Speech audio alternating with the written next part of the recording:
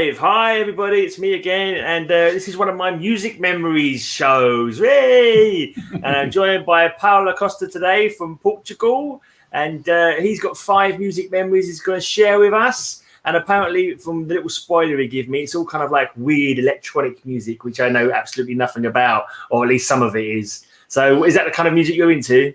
No, I started with very much mainstream electronic stuff. Although I ended up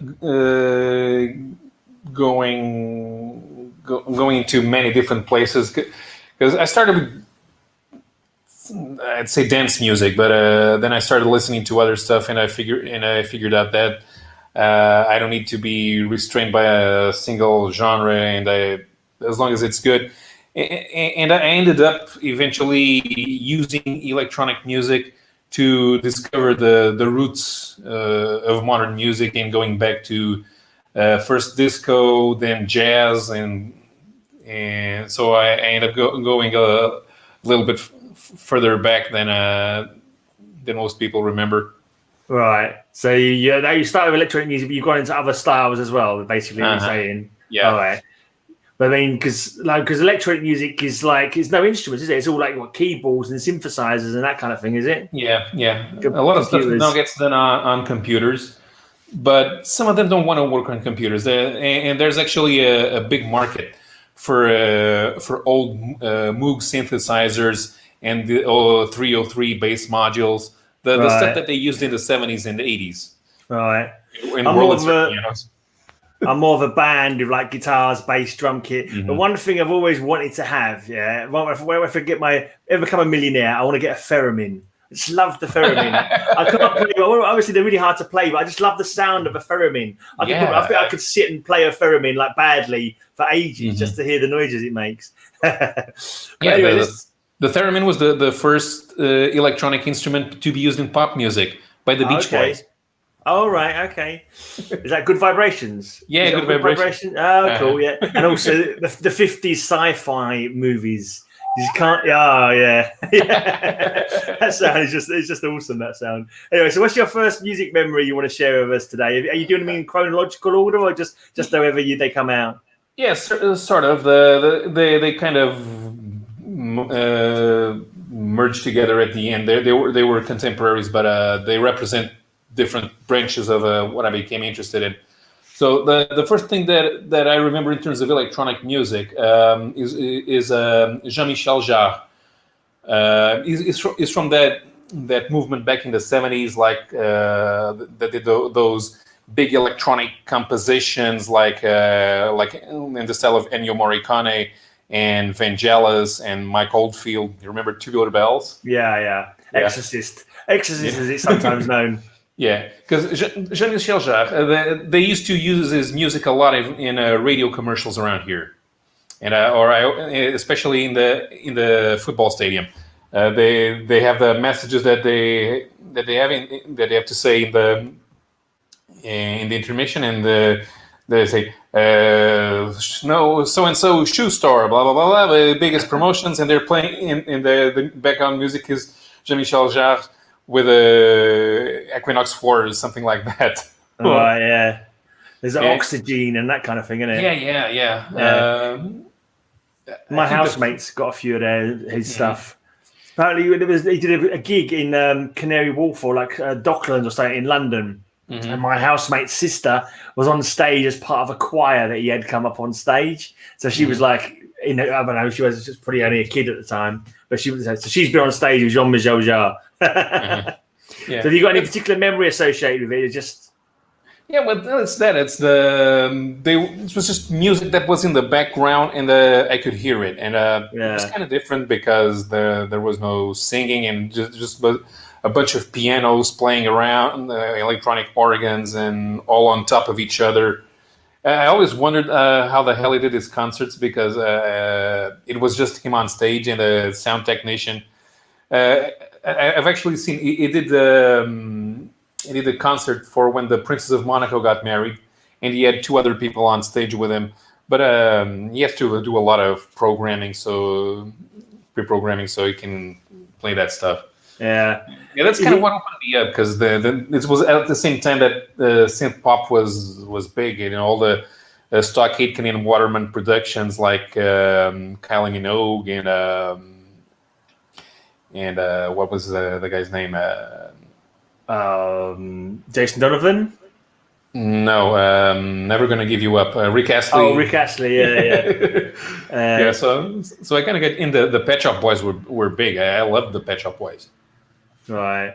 But was this Jean-Michel Jarre the first like music you discovered yourself and grew a love for, or was you listening to like whatever the pop charts was playing before that, and then this was it's just because it was like there in the commercials, and it made me want to listen to the commercials. Didn't really, occasionally played on the radio because I suppose that the radio guys around here liked it, but it wasn't something that I was specifically looking for. I guess it just allowed my brain to get used to electronic music, and in the future it would always be the first thing that I would be on the lookout for. Right. Cool. Did you see him live at all? No. I don't think he ever came to Portugal. Okay. But his China concerts are, and the ones in Egypt, those were recorded live, and there are DVDs about it, and those are pretty popular everywhere. Yeah. What gets me with all these like electronic equipments and computers and stuff, how do you know he's actually playing any of it? I mean, he might still be programmed and he just saying, "No, I'm going to push this button for a bit. I'll push this down." Well, yeah, but there's a lot of programming. The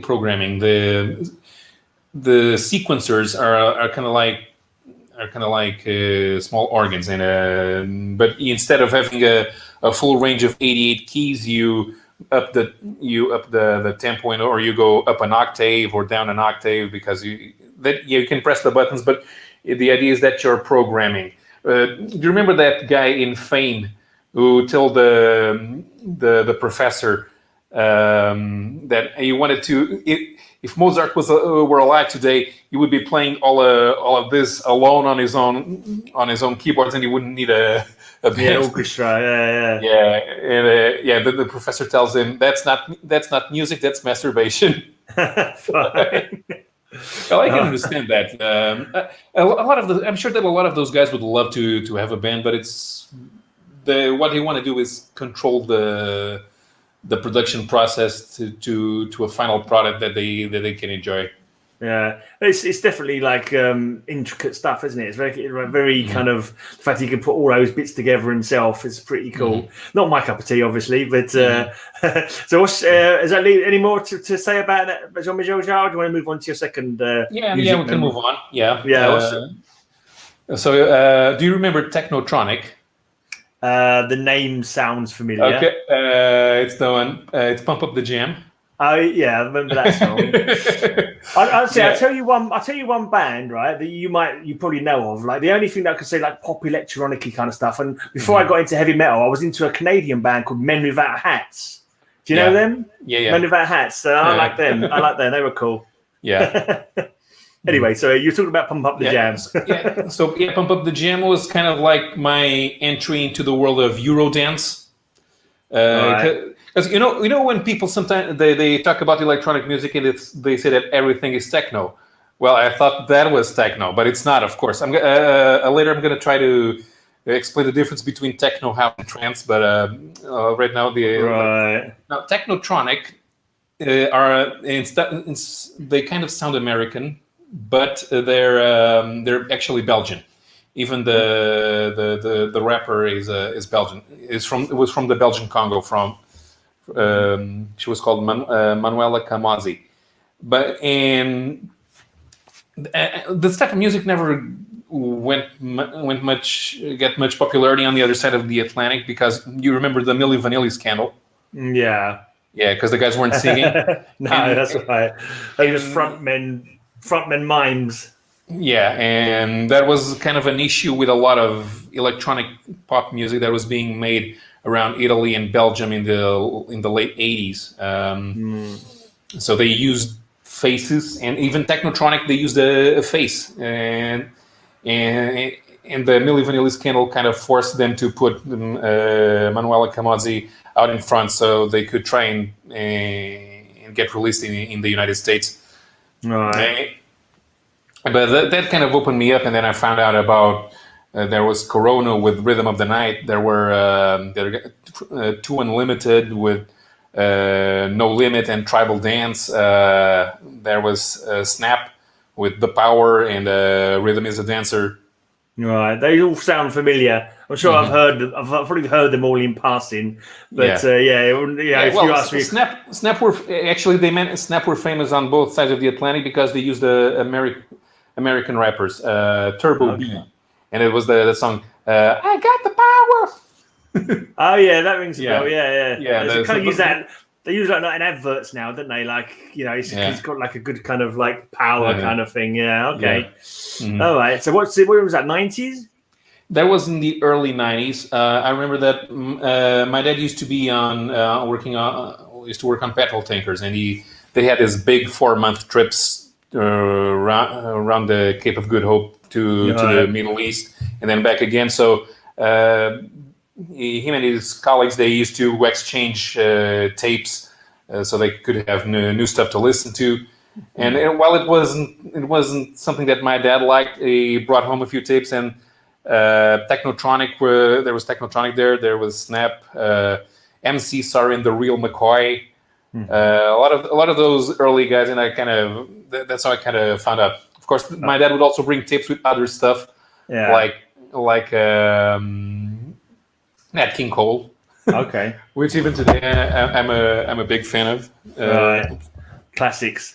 My brother actually worked on oil tankers as well. My brother worked for British Petroleum 40 years ago now.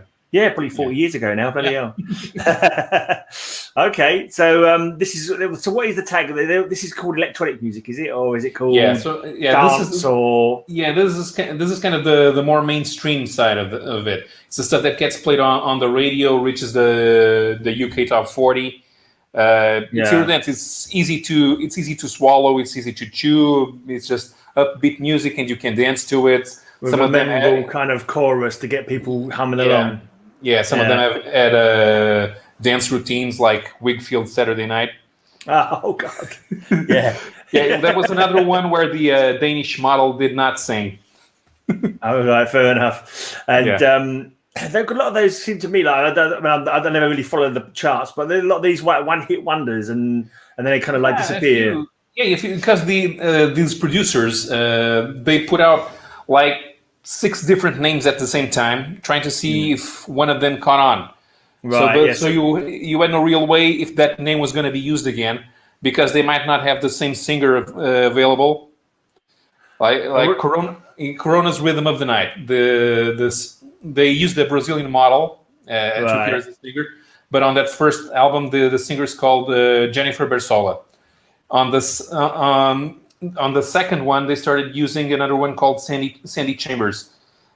So it didn't sound the same, but they try to sell you that it's the same person. Right. Okay.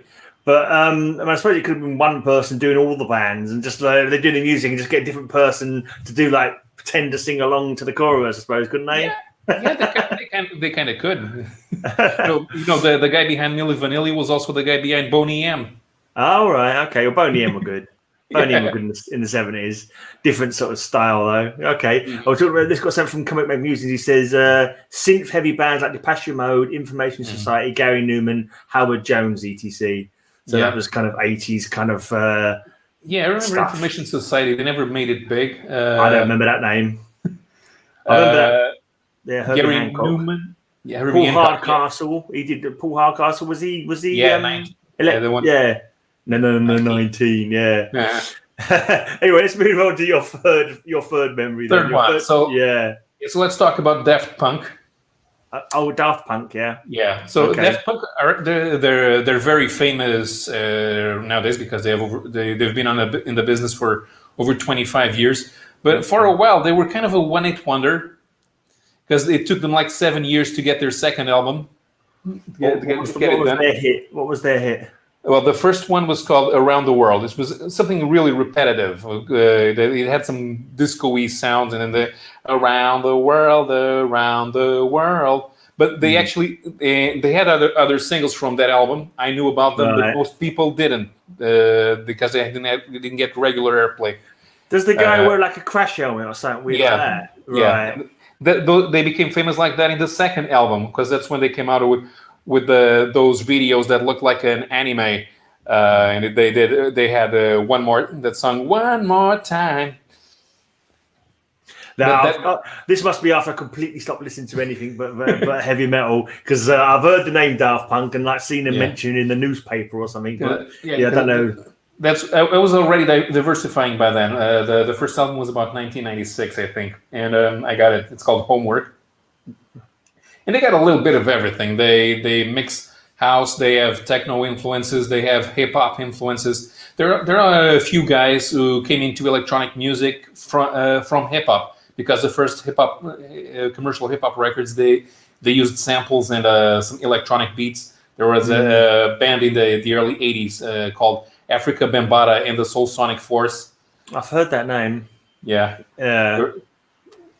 So they came in. So Daft Punk, they have a song called Teachers, and they mention all the old hip hop guys and the disco producers and the first guys to do electronic music. So they influenced this kind of thing. Yeah, and I was already diversifying into house and trance, and but Daft Punk kind of opened up different possibilities in sounds. Were you what we call in East London a cheesy quaver? I don't know. So I never. No. I never liked going out. With a glow stick. No. One thing from raves that I caught on was the tail end of the happy hardcore, which was popular in Germany. And I'm a fan of a band called Scooter. They started with happy hardcore. The thing is, the best way that I have to describe Scooter, they're a cover band. Okay. Because they use a lot of samples that are highly recognized, and then they mix it with other samples, but then they do cover. They mix it with Walking in Memphis, and there is a lot of what people would call cheating. Like people who are into more traditional kind of forms of music to call that like let's those rap as well, because they use like beats from other songs and then sing their own lyrics over it, kind of thing. I suppose it's so. What about one band that just suddenly popped into my head that you haven't mentioned? Kraftwerk, aren't they? Like, they kind of same that thing, or it was kind of the same as Jean-Michel Jarre, because they started in the '60s. I was not as familiar with their work while growing up as I was with Jarre, because Jarre played on the radio. Kraftwerk didn't. Right.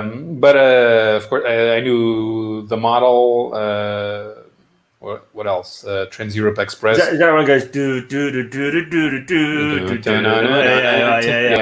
Yeah. See, I know the name, but I wouldn't have known a song unless you told it to me, and then it kind of jumped into my. Oh yeah, I remember that one.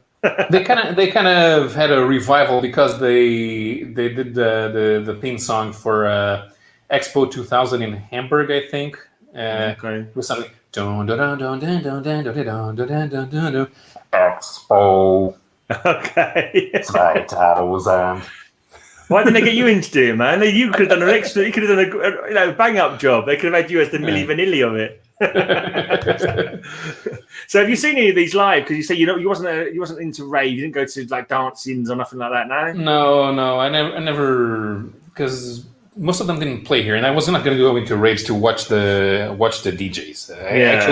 I actually find the concept of superstar DJ to be ridiculous. Yeah. They may be good animators, but getting the crowd pumping. But they're good technicians and they understand sound, but they're not artists. Not like that. If they're in the studio making stuff, they're artists. But if they're playing the records, I don't care if they can spin 4 records at the same time. It doesn't count as being a musician. Even if his note is there. Well, but they used to have the scratching and that kind of thing. That was all. That's from hip hop. There are like 3 or 4 people who claim to have invented scratching.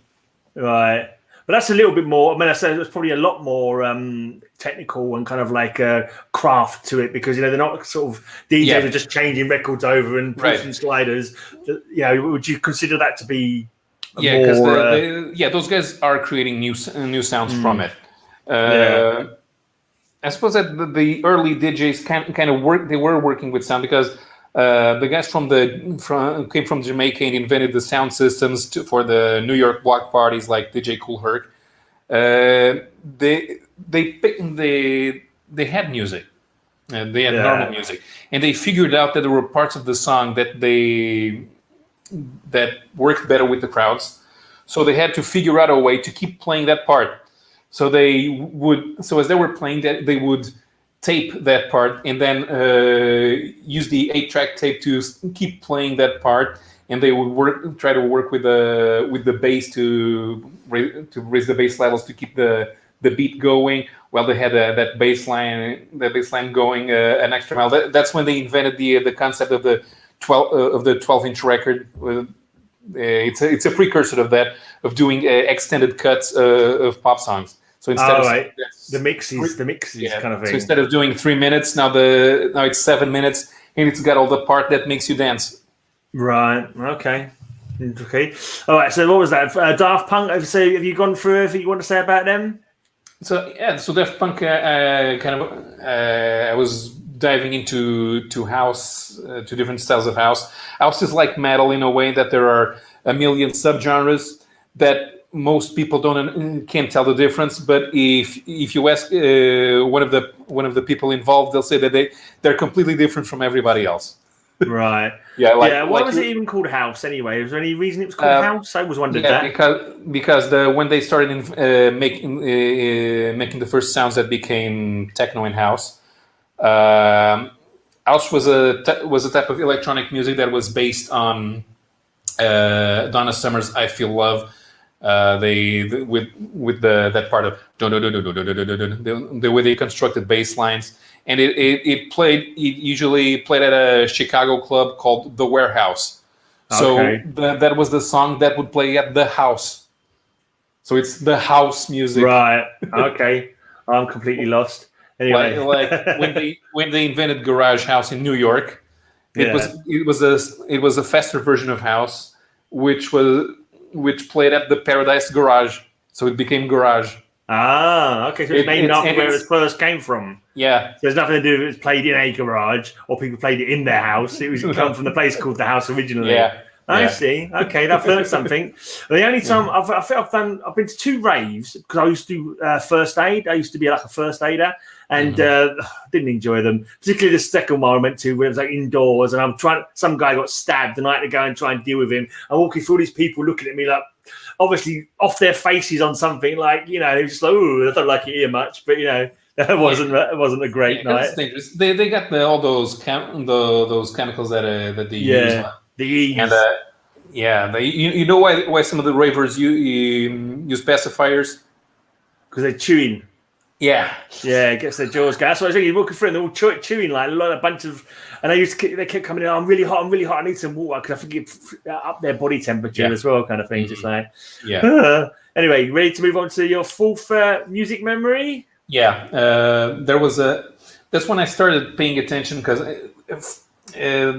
the dance music, even even house, techno, or trance or Eurodance, they kind of have that 4/4 beat, and they have this similar way of playing the drums. You can tell that they're artificial drums. They're generated by computer, and then I found out about these guys called the Propeller Heads, and they kind of use they use samples like break beats from jazz records. That's why it's called breakbeat, because you listen. So it doesn't sound it doesn't sound like a 4/4 beat.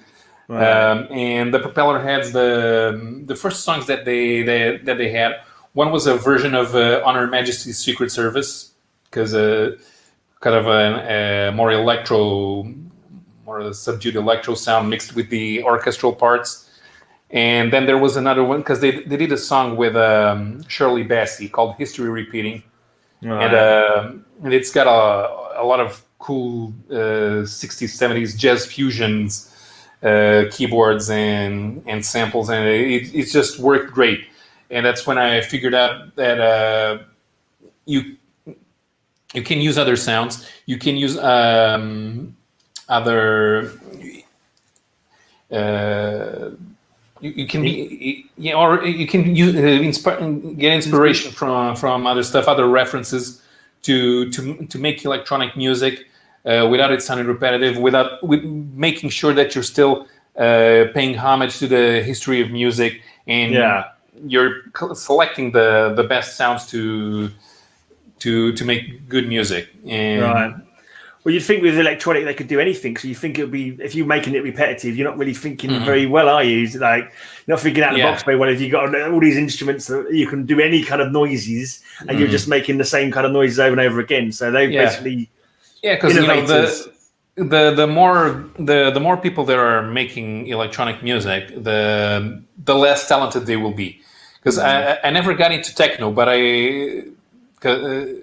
because techno to me is very repetitive, but I can listen to the 80s stuff because I can tell the beats there are a lot more well constructed. Right. And why was it called techno? Is it from technology? Yeah, it's from technology because it was supposed to sound completely robotic. Right. But early techno is actually it's got a lot of soul in it. You can tell that those guys are using. They're still discovering how to use the programs and the sequencers to make music. There's a lot of nuance in the way that you build a drum. That you build a drum set, but by the time they got to the 90s, techno was just unbearable. Most of those guys were just okay. It was getting faster in that, and I had no patience. Right. And a lot of these guys, they got into electronic music, but the stuff that made them want to make music was the stuff that Bill was talking about, like Gary Newman and Joy Division and that Donna Summer I Feel Love and some of them and going back a little bit further, they like the idea of disco. Disco was sort of invented to do jazz music with not jazz music, but more like doing pop music with a big band orchestra. Because the first compositions they're heavy on strings and saxophones and trumpets. So these guys, they wanted to make music that was complex, and Propeller Heads being just two guys on a studio working a sampler. How do I make stuff? Well, let's get a famous singer that we like, and they got Shirley Bassey, and it was just amazing. What song is that? Is it one song or is it a whole album with her on it? No, it's just one song. Most of those tracks don't even have vocals, or they use when they use vocal samples, it's part of conversations. Right. But they use that one. It's called History Repeating, and it's pretty good. Okay. So, right. So what about EBM? Is that EBM? Does that make anything? Sure, there's something I've heard called EBM, which is like really. Is it really fast techno or something like that? Or? Yeah, I never got into EBM. It's like one of those things that I've never quite understood. I remember something when they tried to invent something called IDM. Right. Which was supposed to be intelligent dance music, but it never caught on because, well, if this is intelligent, are the other genres dumb? yeah, they didn't like that, I suppose. Yeah, fair enough. Okay, Far Listener Cave. Disco was not created as the background music for cocaine because the Bee Gees are not disco music. Disco was invented by Barry White. Because Barry White had a before he started singing, he had an orchestra called Love Unlimited, and those are the first things that sound like disco. They're instrumentals, and they have those guitars that play the porn guitar. Right. I thought cocaine was around in the jazz days, anyway, or was it heroin more in jazz days? I'm not too sure. No, it was cocaine. Yeah. Okay. Yeah, I say you've done a the song remarkable. Cocaine. Oh, right, okay, yeah. You've done remarkable good beatboxing today as well. Is that your hidden talent you've been hiding behind a bushel? Yeah, totally. Paolo, the human beatbox. Yeah, I can go for 30 seconds or so. Okay, so that's it. We've done 4. Your last one, then. What's your last music-related memory that you want to tell us about today? Yeah, it's Fatboy Slim, because after the Propeller Heads, Fatboy Slim kind of got famous around the same time. I was also listening to some drum and bass. Like there was a band called Apollo 440 that I also like. Fatboy Slim, with Fatboy Slim, he broke the barriers of genre. He was making electronic music, but he had a little bit of everything, and he's very good at using samples, especially from forgotten, obscure music.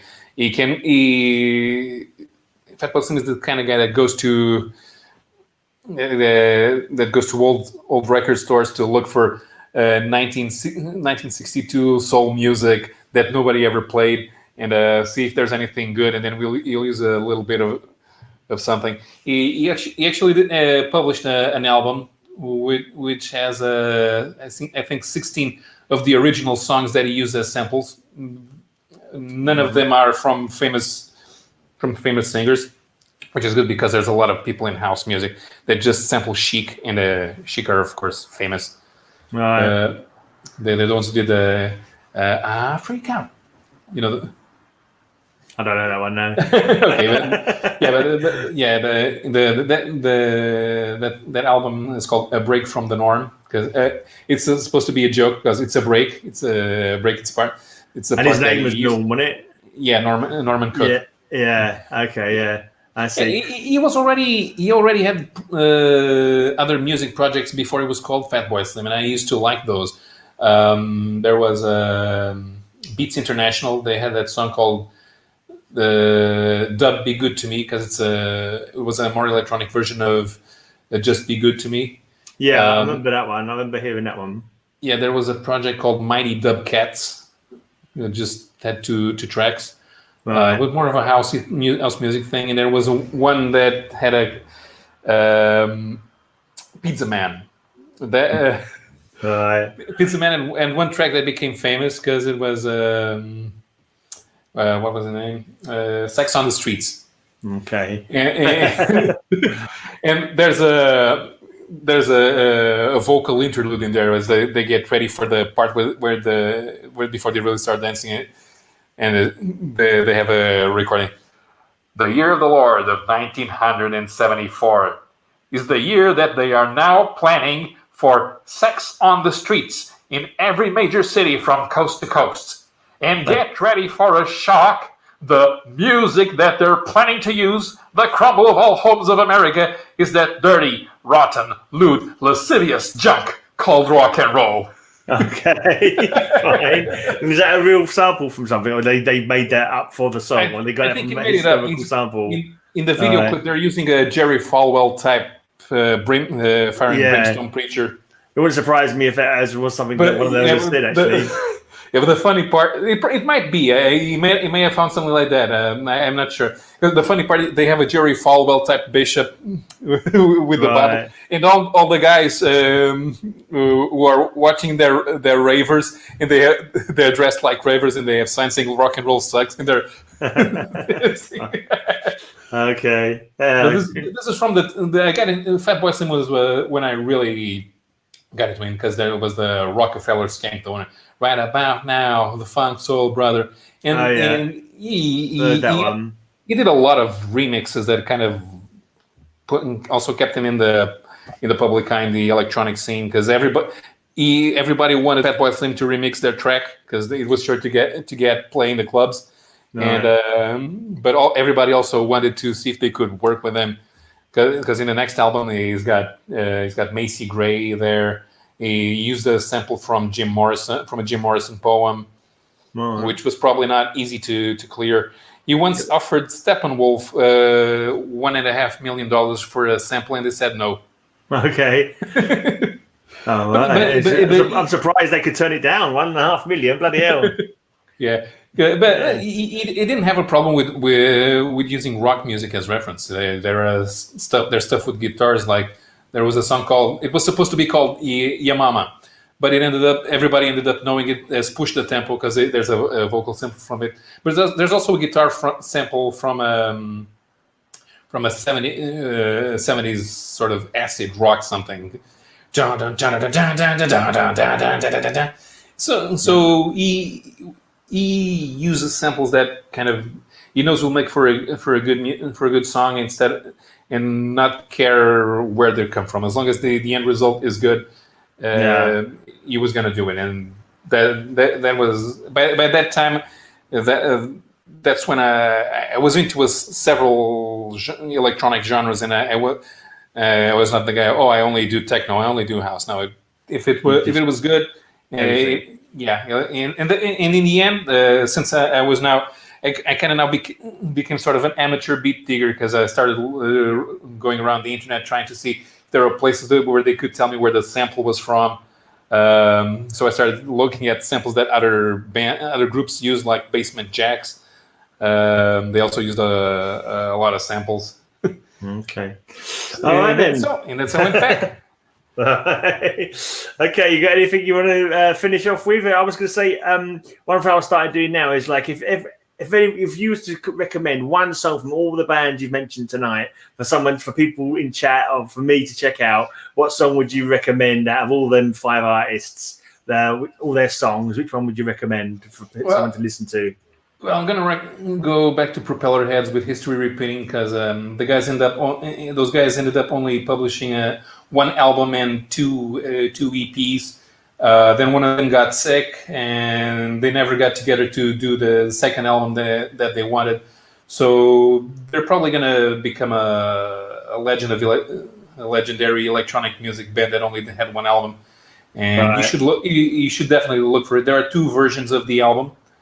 The European version and the US version, they had slight differences in the track listing because the US version has a song with the Jungle Brothers. So you want to listen to the whole album, not just one song. You want to listen to the whole album. Does it all flow into one? Does it? What was it called again? The album? The album is called Decks and Drums and Rock and Roll.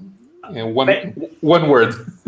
Decks and drums, or decks and drums. Oh, decks, as in mixing decks. Yeah. Oh, right. Decks and drugs and rock and roll. I'm going to put that in the chat so people can look it up if they come in later. Let's put that. Decks and is that right? No. Decks and drums. I put it up in the private drums. Chat. Yeah, you put it. Got it. I put it up in the private chat. You can just. Oh, I can just copy it. I should be able to copy it anyway. If I can get it to work. Dex. I was all on one word. I completely messed it up, didn't I? Yeah, that's not gonna fly. Anyway, you got anything coming up on your channel? Because I know you're not really you don't do an awful lot of stuff do you on yours. No, lately I've been appearing on Howler Mouse's channel because he has the Cavern of Chaos. It's Howler Mouse and Jared Osborne, who used to be a Marvel staffer in the late 90s. Okay. And one of Howler Mouse's childhood friends, Scott Connor. And then there's me. Although lately we had to use Jared's channel because Howler Mouse has been busy at work. But now we've gone back, so go to Howler Mouse. And I wasn't sure I was subbed to Howler Mouse. You mentioned him the other day, and I looked him up, and I didn't think I was subbed at the time, so I subbed him up anyway. So hopefully I'll catch something in future. Yeah. It's going to be tomorrow night, so it's going to be at 11.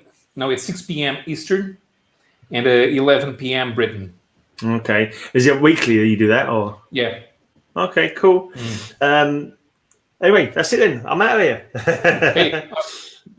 Cheers for coming on. Thanks for watching, everybody. And I'm doing loads of these. If anyone wants to come and talk about music, 5 music memories. Also, I'm going to do 5 comic book memories. I'm going to get Paolo back for that, if he can narrow it down to just 5. Cheers, maybe 500. Yeah, not all in one time. Bye, everyone. Bye.